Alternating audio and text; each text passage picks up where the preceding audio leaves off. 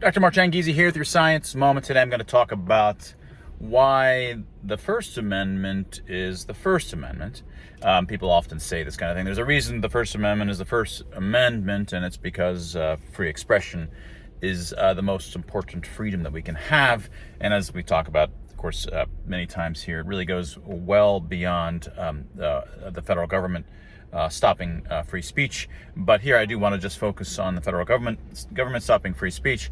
And we can compare it to the Second Amendment, which is, sounds a little bit spicier and a little bit pointier, because it's, concerning actually the use of force, the ability for the populace to defend themselves by force against an armed government.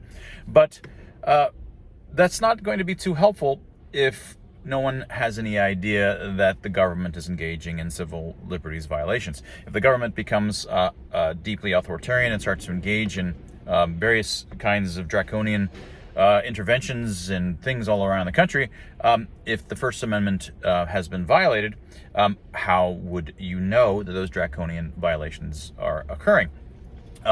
That's the problem. And of course, the reason I want to mention it today is that there's something that's not quite as often said, and this is actually a problem with the First Amendment, and a structural problem in ensuring that governments don't violate the First Amendment.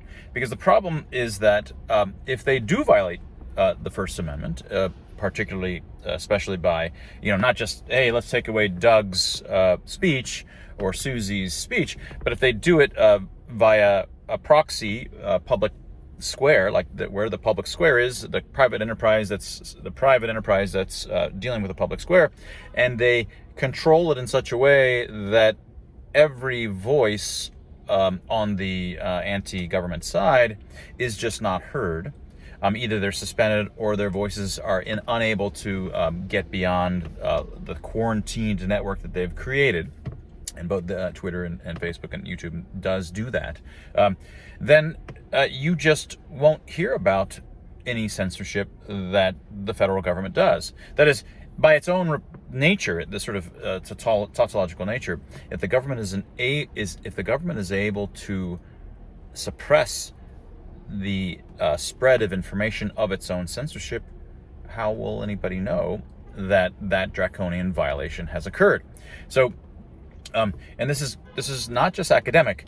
It has already happened. It has happened in spite of the government, in fact, proudly announcing that they're working with social media as of April and May of 2021. And we had our lawsuit, Changizi versus the Department of Health and Human Services, with the legal guidance of the New Civil Liberties Alliance and Janine Eunice, along with Michael Sanger and Daniel Kotzen as my co-litigants. And we sued the federal government on First Amendment grounds. We were dismissed. We are now back in court because new evidence from Missouri, Louisiana, a lawsuit from their district attorneys has gotten to discovery, and much more email information has come out since then. A dozen or more federal departments have been explicitly working with social media, coordinating who should get censored, which kinds of messages should occur back and forth. It's clear that social media has felt coerced, was afraid of the kinds of consequences if they didn't do what the government was asking. Now, I'm not really trying to, I can maybe walk through some of those new kinds of, I talk about them on my Substack and other places, and there's a long 700-page document from this other lawsuit that goes through all of these data. Have you heard about these data? Right. Did you hear about them? I mean, you may have, because you follow me. You're part of this quarantined group of folks.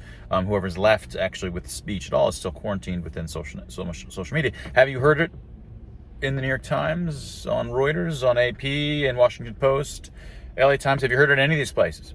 If you asked your friends who are not part of these communities, worried about free expression, whether they think there's any reason to worry that the First Amendment has been violated, what do you think they're going to say? They're going to say, no, I haven't seen this anywhere. And you can say, okay, here's an Epoch Times article that points to the lawsuit, which they say, oh, that's the Epoch Times. They're clearly biased against this whole COVID authoritarianism stuff, COVID safety stuff. They're not going to believe you because they've censored the voice of those that are being censored has been sufficiently quelled, and the compliance of those within the mainstream media ensures that that message never gets out.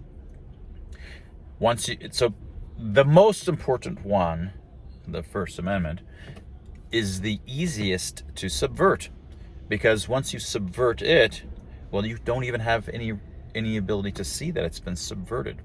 The unique trouble with the First Amendment is just this: if I censor you, you are no longer able to complain about it. If I censor my opposition, they are no longer able to complain about it.